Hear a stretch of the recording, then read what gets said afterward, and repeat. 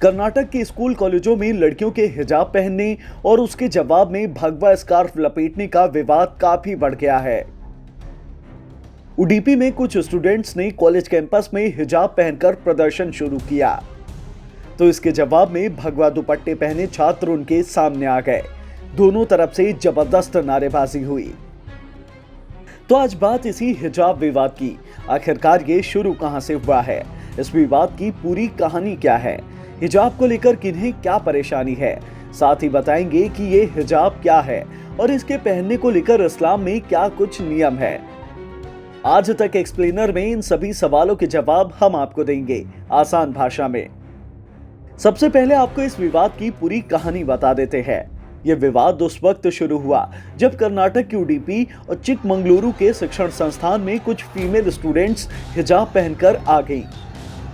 इसके बाद कुंडापुर और बिंदूर के कुछ दूसरे शिक्षण संस्थानों में स्टूडेंट्स ने हिजाब पहनने की इजाजत मांगी और फिर बढ़ते बढ़ते इस मामले ने राजनीतिक रंग ले लिया। पहली बार कर्नाटक के कुंडापुरा कॉलेज की 28 मुस्लिम गर्ल स्टूडेंट को हिजाब पहनकर क्लास अटेंड करने से रोका गया था। कॉलेज मैनेजमेंट ने इसके पीछे नई यूनिफॉर्म पॉलिसी का हवाला दिया। कहा गया कि समानता के लिए सभी स्टूडेंट्स को एक जैसी ड्रेस में स्कूलों में आना होगा, लेकिन कुछ लड़कियां इसके खिलाफ हाईकोर्ट पहुंच गई। लड़कियों ने संविधान के अनुच्छेद 14 और 15 का हवाला देते हुए हिजाब पहनने को मौलिक अधिकारों से जोड़ दिया। अब इस मामले ने पूरी तरह से राजनीतिक रंग भी ले लिया है।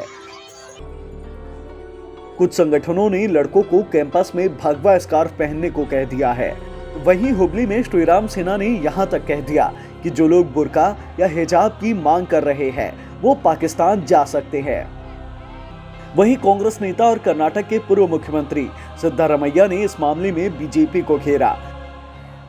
सिद्धारमैया ने कहा कि पहले तो कोई भगवा शॉल पहनकर स्कूल नहीं जाता था। बीजेपी जानबूझकर इस मुद्दे को हवा दे रही है। बीजेपी का मकसद इस पर राजनीति करना ही है।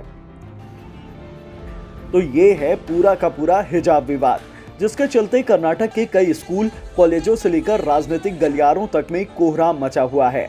जाते जाते आपको इस हिजाब के बारे में जानकारी दे देते हैं कि आखिरकार ये क्या है और इस्लाम में इसे लेकर क्या नियम है। वैसे तो हिजाब एक तरह से सिर ढकने का अलग सा तरीका है।